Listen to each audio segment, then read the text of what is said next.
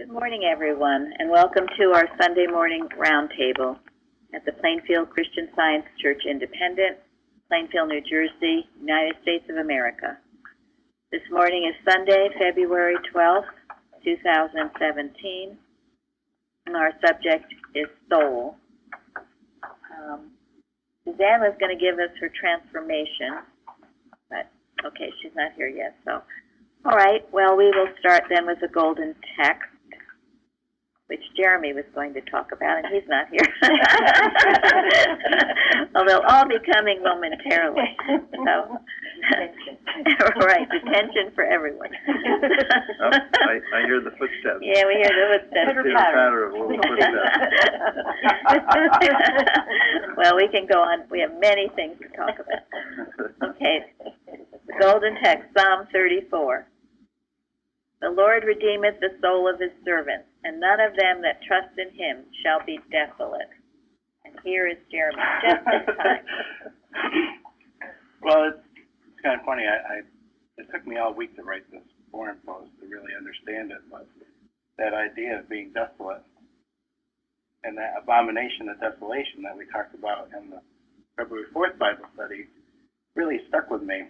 And so when at the golden text this week, it helped me to feel better about it.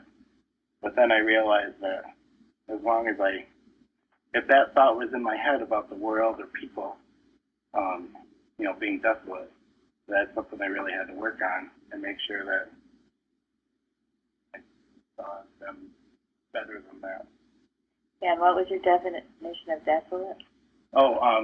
Destitute or deprived of inhabitants, laid waste, in a ruinous condition, and solitary, without a companion, afflicted, deserted of God, and deprived of comfort.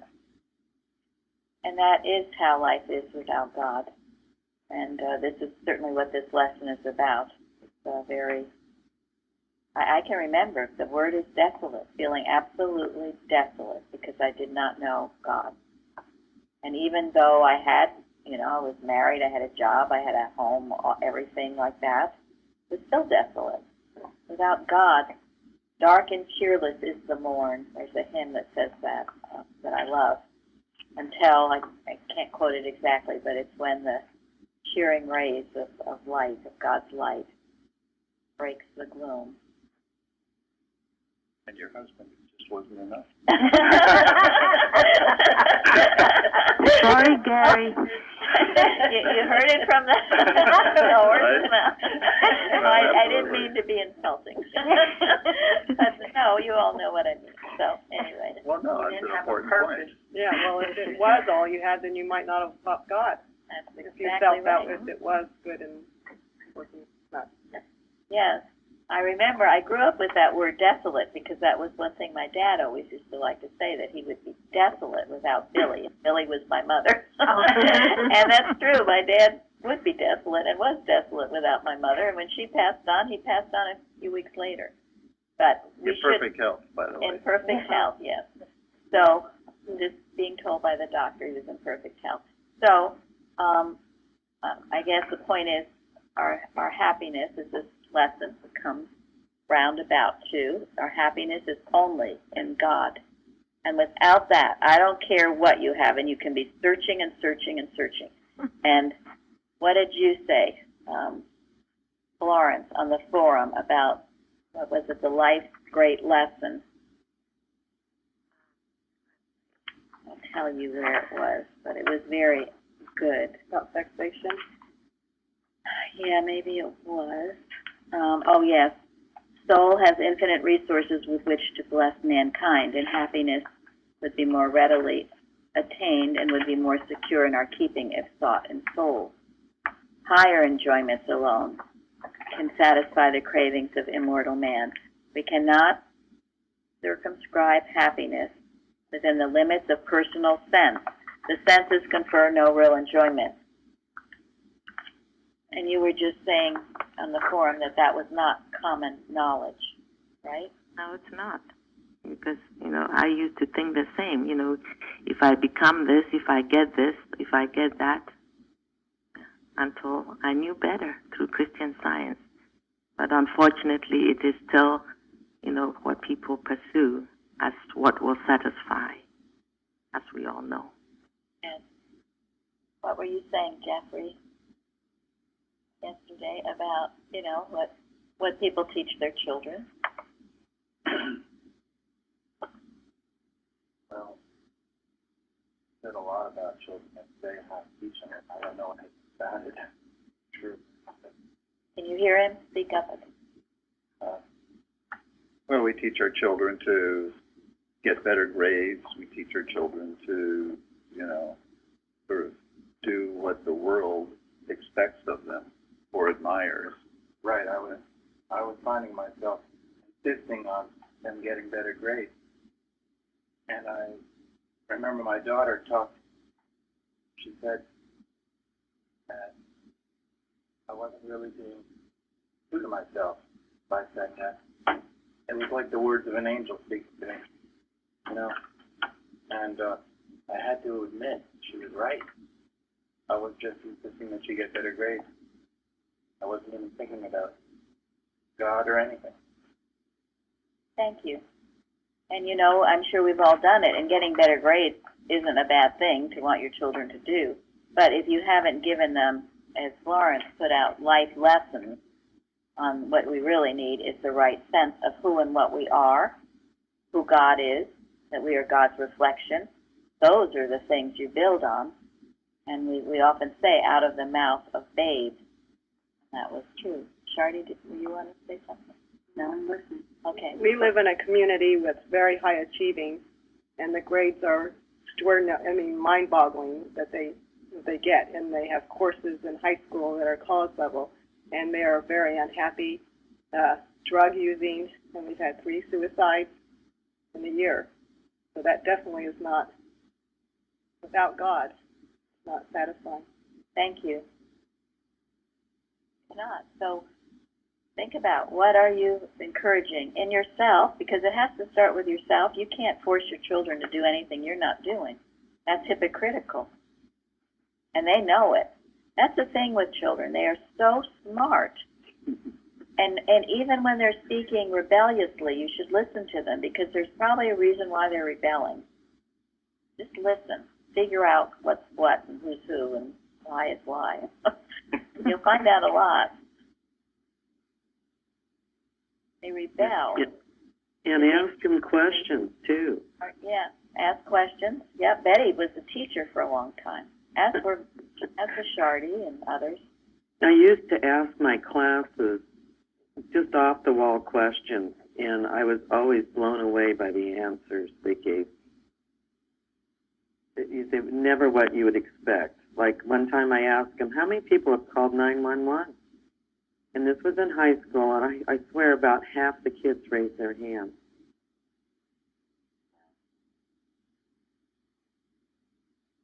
Well, and we should encourage kids to ask us questions. Yeah, that's and we true. shouldn't be intimidated or upset by the questions that they ask. That's so true, because it's so easy to get annoyed or intimidated, especially when they ask, questions that are... You don't know. Yeah, questions you don't know. And that's why to get grounded in your science and in your truth. So, was it last week's lesson? You can give them an answer. When you know what's true, you'll be able to give it back. And as you're living it more and studying it more, you will be able to. You won't be so stymied, because they have some pretty good questions. They're deep thinkers. They want to know, and they're challenging you. So they ask, obviously it's on their mind. How much safer it is to get them off their mind than to be residing there unanswered. Yes. It's also an opportunity to learn it together. Yeah. And you'd never be too prideful to say you don't know, but you'll get back to them. If need be. So. But yeah, there are plenty of opportunities to be teaching and living this truth, whether they have an opportunity to attend a Sunday school or not. Sometimes it's just as well they don't, if they're getting taught things that aren't true, because then they're going to have to unlearn all that. So, and Mike, what did you say? I thought it was excellent. Mike's there, right? But you talked about your last paragraph on the forum about the government.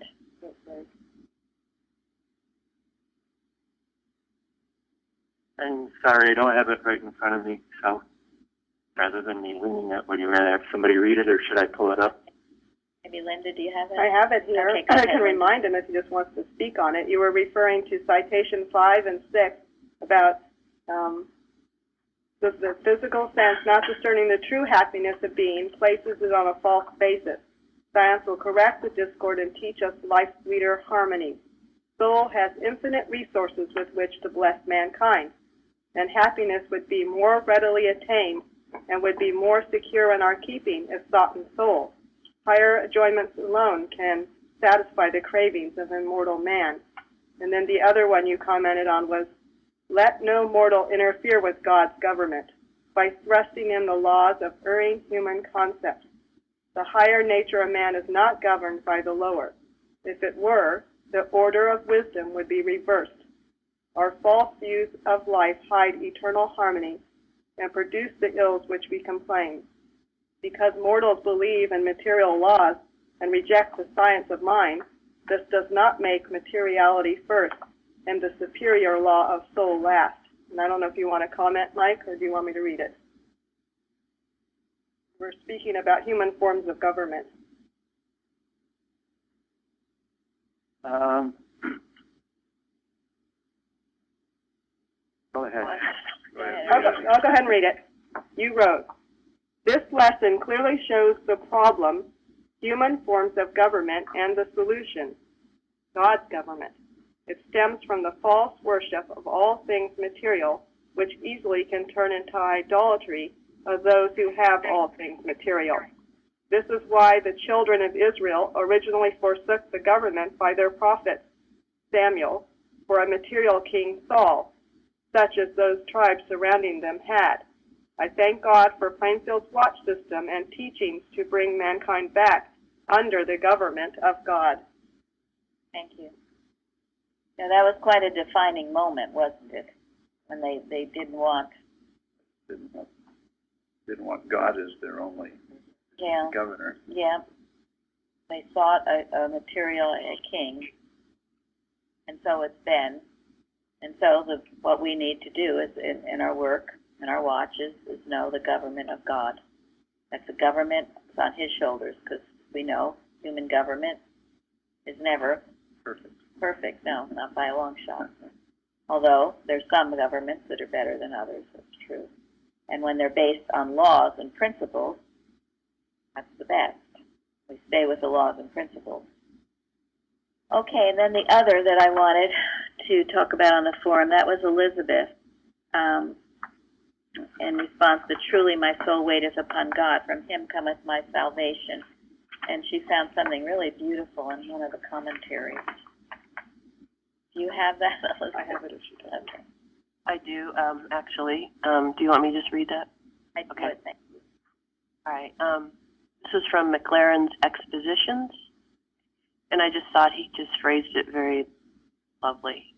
Quote, as the flowers follow the sun and silently hold up their petals to be tinted and enlarged by his shining, so must we, if we know the joy of God, hold our souls, wills, hearts, and minds still before him, whose voice commands, whose love warms, whose truth makes fair our whole being.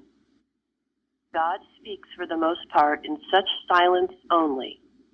If the soul be full of tumult and jangling noises, his voice is little likely to be heard. The silence of the soul before God is no mere passiveness. It requires the intensest energy of all our being to keep all our being still and waiting upon him. So put all your strength into the task and be sure that your soul is never so intensely alive as when in deepest abnegation it waits hushed before God. That is just beautiful. To put that in something. Byron? The commentary. That's beautiful. Thank you, Elizabeth. you see, it makes it into something very, very active, but very, very quiet. Be still and know that I am God. There's no way you can hear God when you're just madly rushing, thinking and planning and regretting and all of this other stuff. Or if you've got the television on in the background or the radio on in the background, needing to be entertained. Yeah, your ears plugged up with something. Right, or you're checking your phone for the most recent text message, or... Exactly. Right. Or just so, sometimes so deep into whatever it is you're humanly doing that you just can't, and it's going nowhere, you just can't step back and wait on God for the next direction. You gotta both hit it through, and then it goes nowhere. Yeah. You know, I just want to say, before I even knew this church existed, like I know on the weekends, like if I'm just cleaning the apartment or whatever, things like that, I always like to have the music on. And once I became a member of this church, I noticed, I just looked back and thought, you know, I stopped doing that. It's not something I ever thought about. I just actually stopped doing it. That is great. That's good. That's how science works. We kind of drop the old things that don't help us get closer to God, or that even prevent us from listening. Yeah, I've been found sometimes that if I think about that, I go, oh yeah, maybe I'll go turn the radio on. And then I turn on, and then I go like, you know, I don't really want to listen. So I turn it back off. But I never really thought about whether you know, it's a good thing to listen to or not listen to. It's just the habit of mine that I saw how it changed. That's wonderful. And Yeah. I know you've given a testimony, too, of how you used to drink so much coffee, and that dropped away. Someone else was telling me how they used to read novels, and that's dropped away. You have no desire for it anymore, because things of God and listening to God, what's important. You know, and I'm sure you know people, they cannot stand to be alone with their own thoughts. They have to have the radio on. They have to have the TV. They have to have something going on, because heaven forbid they sit in quiet and have to face their own thinking. Well, I sort of am surprised in a way about all I just said, because when I go to work and I see people do things at work that years ago I never saw people do.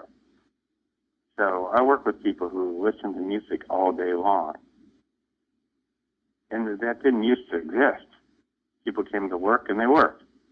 Now they come to work and they sit in front of the computer and they listen to music all day long, and I don't know how to do it. And I found that for some of these people, when I want to talk with them, I have to, I forget that they're listening to music, so I have to go and stand so that actually in front of them physically, so they see that I'm there. Because I know so many times I walk up to them and I say something to them, and I wonder, why don't they respond? And then I notice they have the earphones on, you know? So I learn which people to go and stand in front of so they see me. Wow. That's amazing. I'm surprised it's even allowed. But again, a lot of children are, they're raised with music going all the time. And that's why as a parent, you can certainly have times where you turn everything off. Everything. I'm sorry. I think what I'm saying is that this whole phenomenon it has to be a whole lot worse than it ever used to be, is what I'm saying.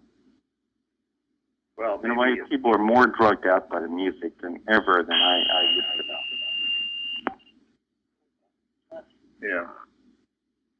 Well, and it's also easier today than it was, 25 years ago for people to sit with earphones, because now with iPods and iPads and all these tiny little computers that that contain hundreds, thousands of songs.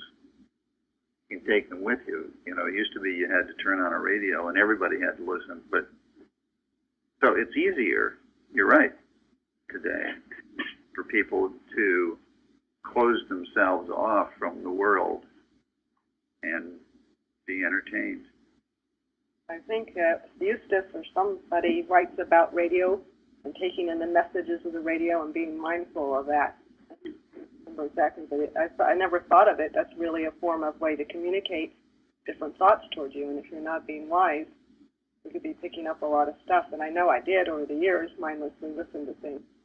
Absolutely. Sure. And you know, a lot of people with TV in their bedrooms, and they go to sleep with the TV on. Lord knows what you're taking in when you do that. And if you do that, you should not. Well, you all know that. So, while I'm thinking of it too, Suzanne suggested our church go on Instagram, so we are now on Instagram. Not sure what that is, but we're on it.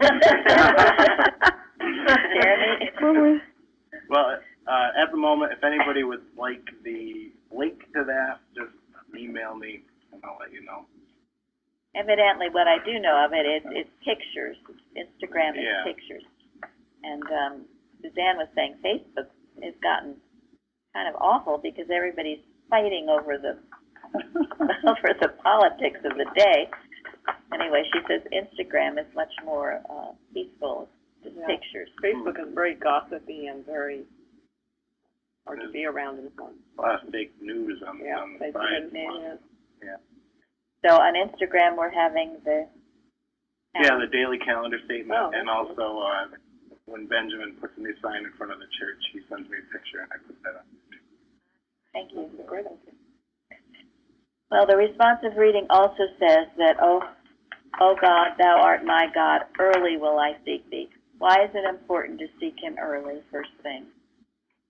So you don't get messed up later on. Yeah. So I want you all this week, you watch your thoughts. When you wake up first thing in the morning, what are you thinking? You be mindful of what you're thinking. If you've gone to bed correctly and prayed and said your Lord's Prayer and into thine hand I commit my spirit. Cleaned your slate. Thou hast redeemed me. Thou hast redeemed me, O Lord God of truth. God of truth. If you have cleaned your slate, make sure you're not resentful of anybody or churning about anything. Thought about what you're grateful for. If you do those things when you wake up in the morning, you shouldn't be thinking of, oh my gosh, I haven't done all this, or I'm so mad at Aunt Sue, or whatever.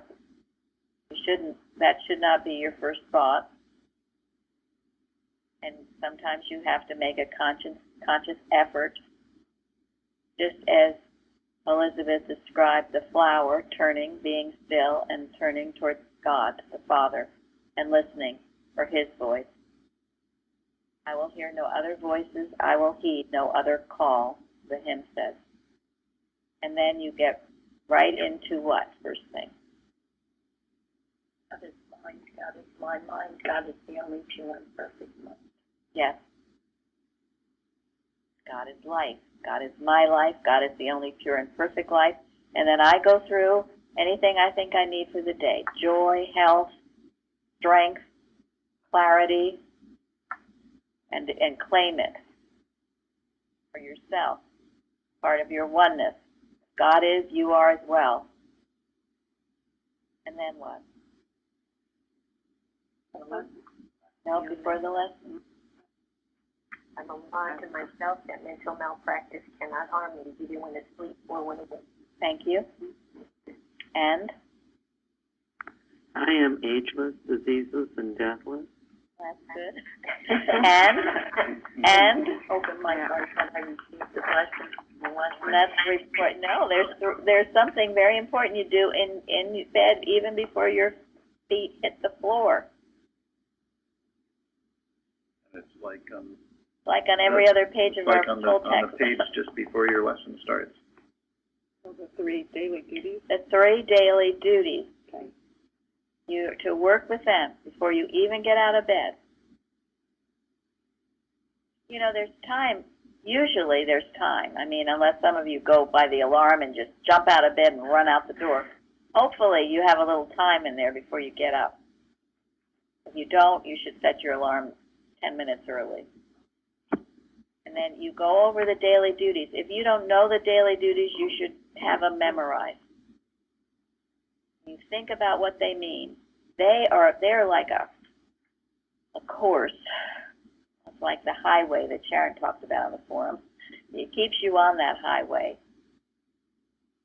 You're handling the most important things, the daily prayer. I mean, these prayers are magnificent. A rule for motives and acts, and alertness to duty. If you pray about those 3 things and you're thinking about them before you even get out of bed in the morning, your day is going to be a whole lot better than you can even imagine. And for me, it's helpful when it comes to the part of rule out of me all sin. I just start to list different things such as fear, anything that I can think of that's negative that I might be feeling or thinking during the day. It's been helpful for me to just go through that at that part. Thank you. Thank you very much, Day. Yes. And that's what you do with these. You don't just race through them like a rosary. You think about what they're saying, what Mrs. Eddy is telling you. It's a cleansing. That's right. You think about what sin, that could be, rule out of me all sin. And then that last, and may thy word enrich the affection of all mankind and govern them. That's a prayer for all mankind. Powerful prayer. What a glorious way to start your morning. And then the rule for motives and acts, and that is a tricky one because everybody gets into a personal sense of things. Personal sense of your family, of your everything. And that gets you all messed up. You've got to stay out of it. Either animosity or mere personal attachment should impel the motives or acts of the members of the Mother Church. And you think about yourself and how often maybe you are motivated by mere personal attachment or animosity. And then it goes on. It's just a beautiful prayer. And finally, the alertness to duty, which is essential. You're not made to forget or to neglect your duty to what? God, mankind, and leader. Yes. By your works, you will be Justified or condemned. Judged, justified or condemned. That's it.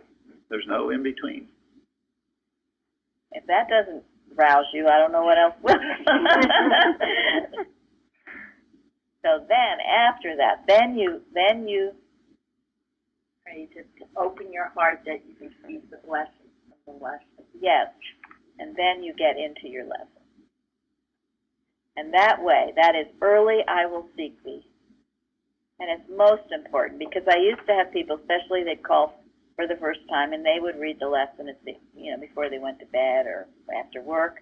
Too late, friends. It's already all happened. Early will I seek. Get yourself on that highway course first thing. And it's a joyous time. And pretty soon you will feel, oh my gosh, if you haven't done it, you're going to feel what? You feel bad, period. You do. Mm-hmm.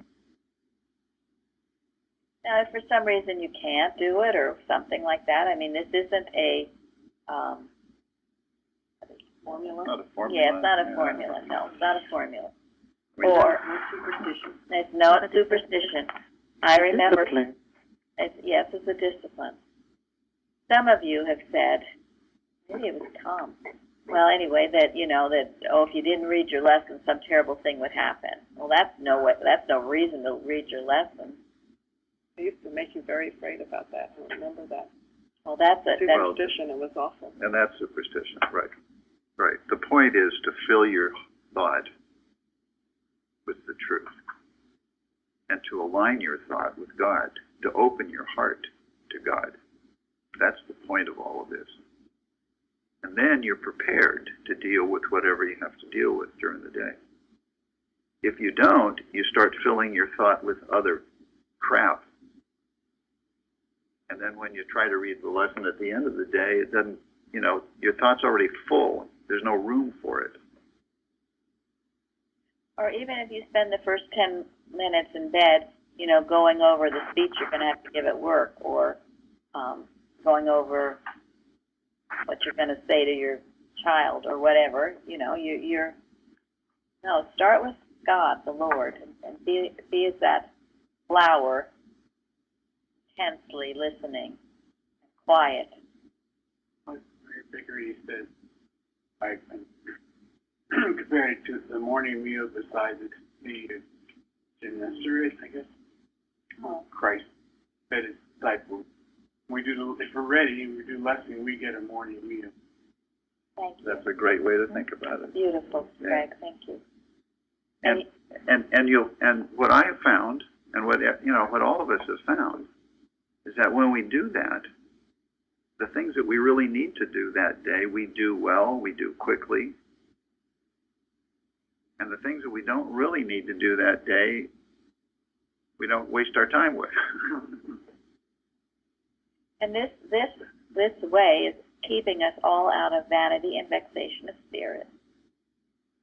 Starting your day with God. I don't think the Solomon was doing that for a long time, was he? He's counting We all didn't have time with all that. Project to project. project, all those women, all that money. He was just consumed with the materiality of the day, and it's very easy to let it consume you. Mm-hmm.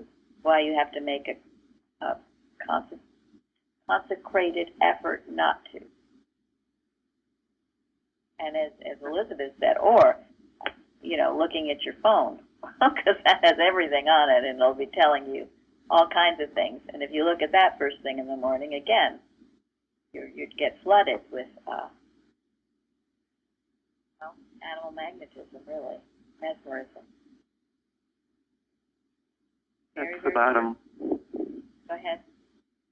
I think that's the bottom line. It's who governs. Is it matter that governs or God that governs?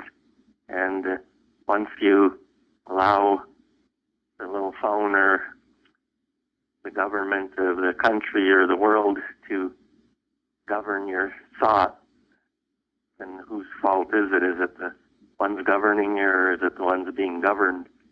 And it's very nice to know that we can change things by who we allow to govern our thoughts. Yes. Yeah, it's always a choice, isn't it? Yeah, We do and it's have a a moment choice. by moment decision. Yep. It says be a law to yourself. So all of you ask yourself, are you doing this? How can you do it better? And do better this week.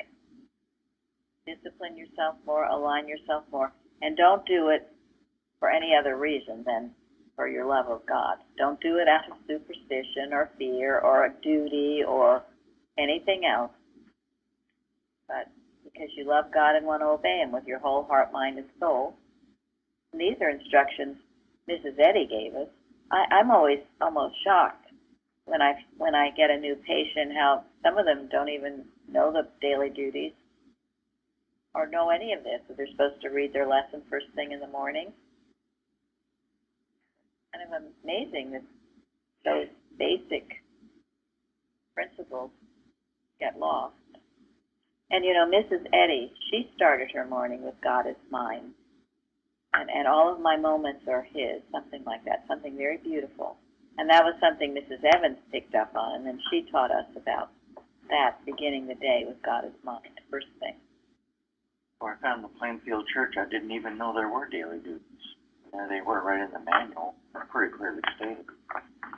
But makes me feel more thankful for Mrs. Evans and here in the Plainfield Church that this has been resurrected again and brought out to life.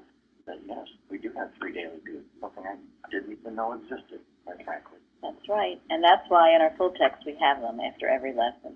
And now on the audio, and that was Joseph's idea, after the audio of the lesson is read, for any of you who listen to the audio, They now read the daily duties.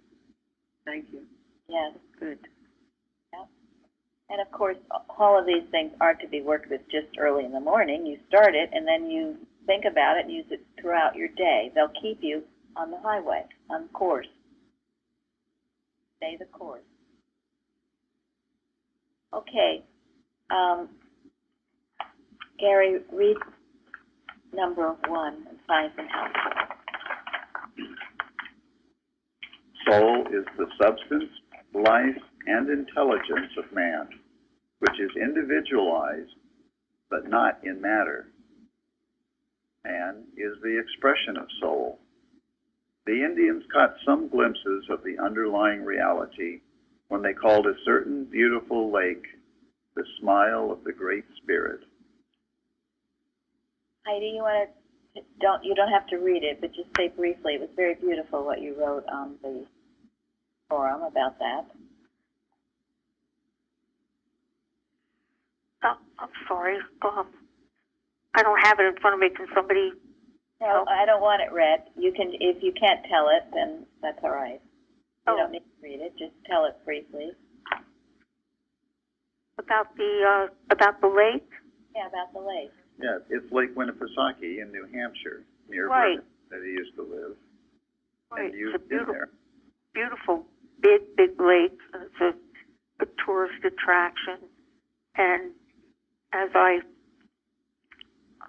sat on the side of the shore, I could see, it was so crystal clear, you could see your face, the reflection of your face in it, and the trees, and the branches of the trees, and the leaves, and the sailboats that were going by. And it was just the way I believe the Indians probably thought it, as the spirit, the great spirit of God, smiling upon you and upon all the things of nature. And it was just that reflection. There was no break in the reflection. It was continuous. There was no separation. And I can see why Mrs. Eddy, explained that in Science and Health, to tell us that there's no separation between God and man. It's just like that lake reflecting back at you. Thank you, Heidi. That was beautiful. And, you can't, a reflection,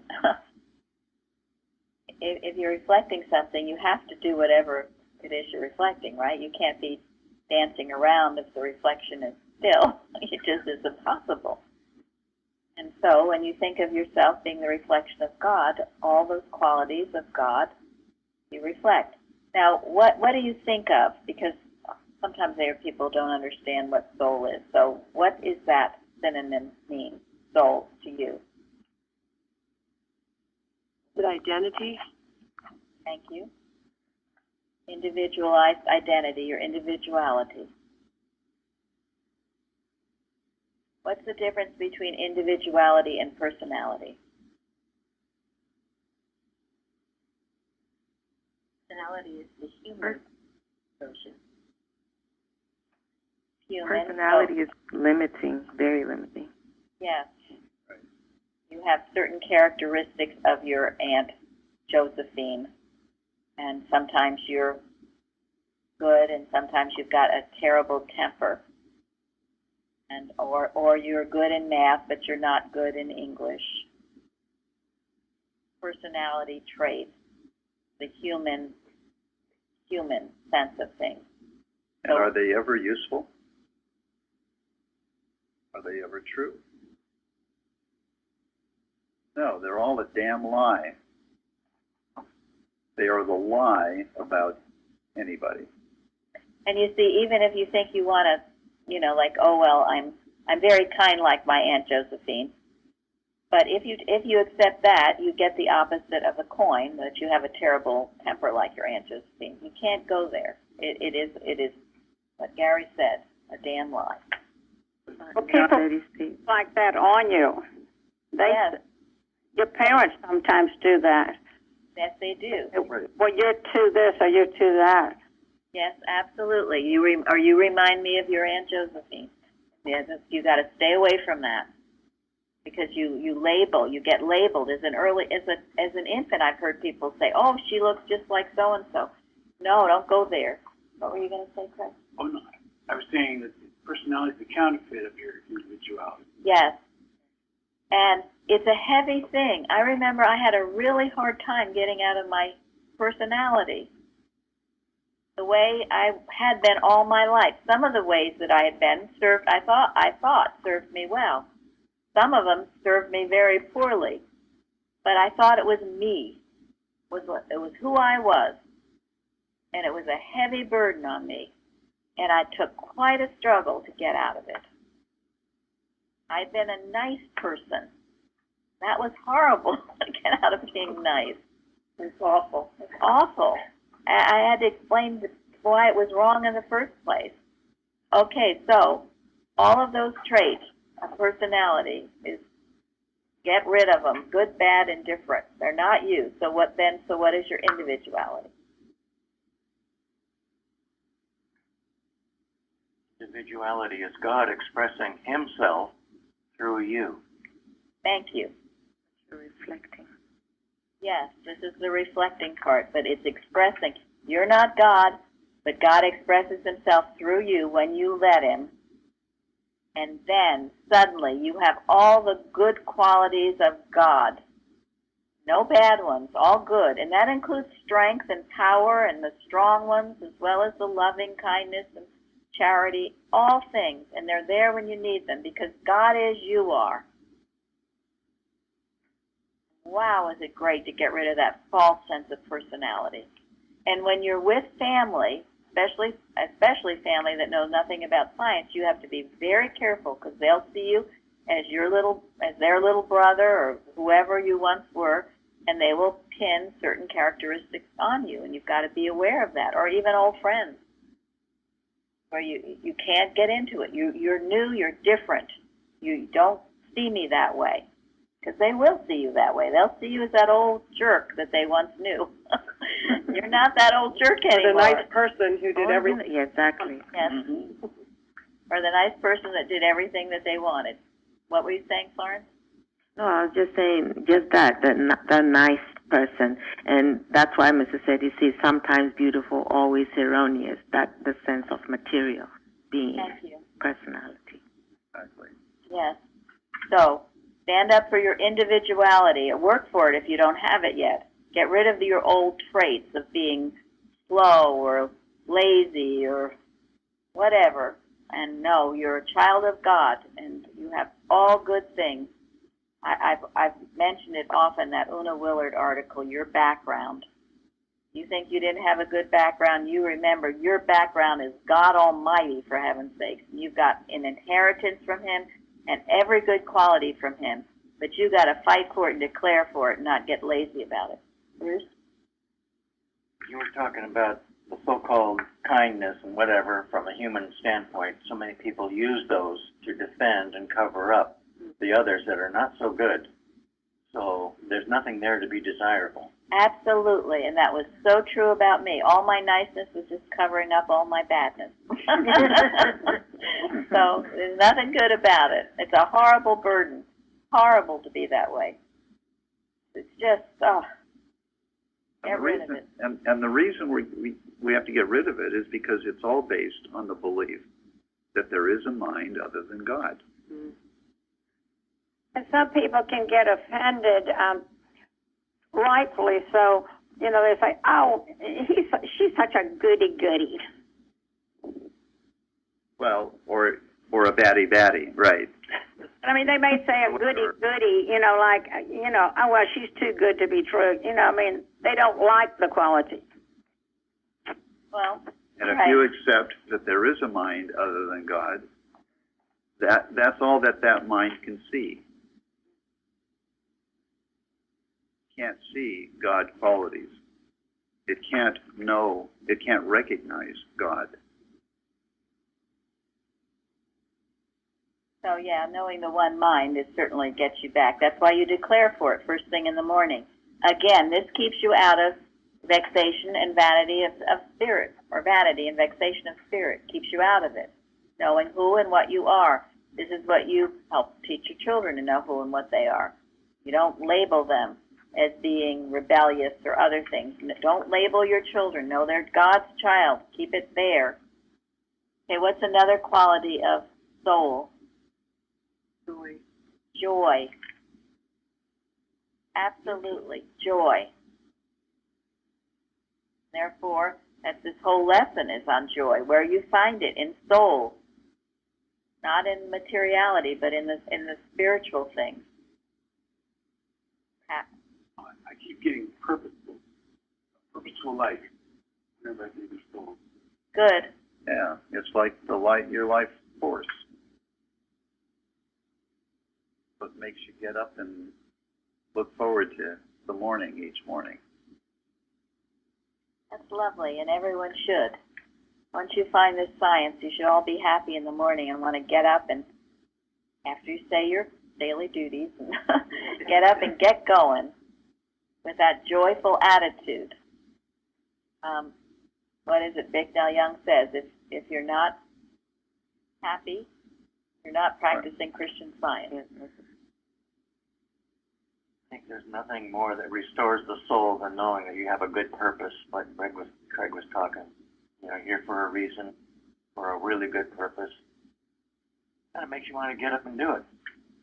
It does, and all of you do have a good purpose. Everyone here does. You found God. You've got Him to express during your day. You've got this tremendous good for yourself and to share with others. Another aspect of soul is beauty, and it's a good test to question. How are you looking at things when you get up and go about your day? Seeing the beauty of soul. Within and without and everywhere.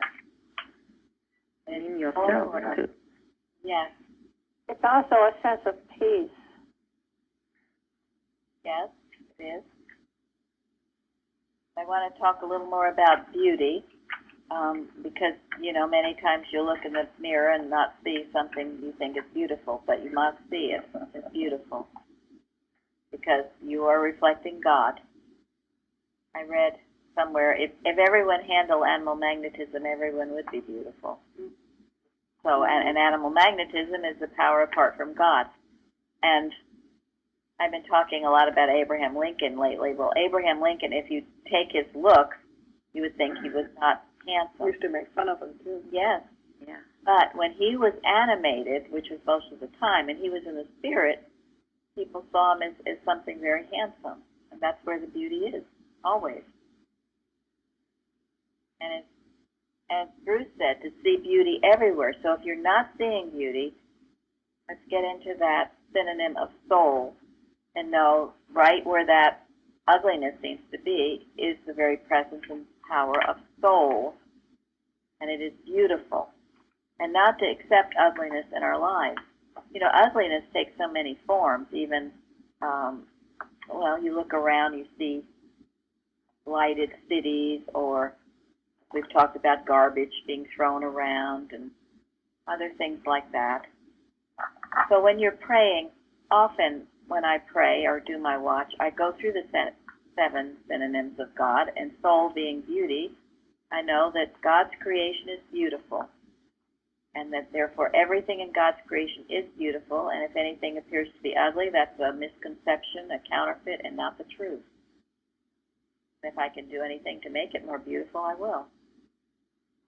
That every place where you live should be beautiful. Your home should not be a dump.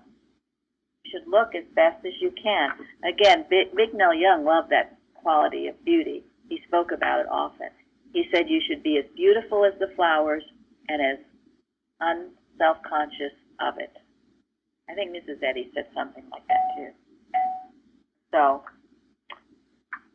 all right, well, we didn't get too far, but I'm going to read now, since this is a good spot to read, and the bell has rung. This is from Message of 1900, and this is what Mrs. Eddy says about music. And I think I'll have today Carol read it.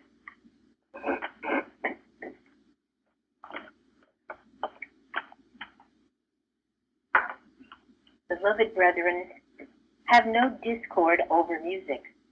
Hold in yourselves the true sense of harmony, and this sense will harmonize, unify, and unself you. Once I was passionately fond of material music, but jarring elements among musicians weaned me from this love and wedded me to spiritual music, the music of soul. Thus it is with whatever turns mortals away from earth to heaven. We have the promise that all things work together for good to them that love God, love good. The human sigh for peace and love is answered and compensated by divine love. Music is more than sound in unison. The deaf Beethoven besieges you with tones intricate, profound, commanding. Mozart rests you. To me, his composition is the triumph of art, for he measures himself against deeper grief. I want not only quality, quantity, and variation in tone, but the unction of love. Music is divine. Mind, not matter, makes music. And if the divine tone be lacking, the human tone has no melody for me. Adelaide A. Proctor breathes my thought. It flooded the crimson twilight like the close of an angel psalm, and it lay on my fevered spirit with a touch of infinite calm. I love that. That's a quote from the Lost Chord, which we sometimes sing in our church. So you go forth now with the beauty of soul, the individuality of soul, the joy, peace, purpose of soul in your life, expressing it as God's reflection. We'll have a powerful service. Thank you all. Thank you. Thank you. Thank you. Thank you.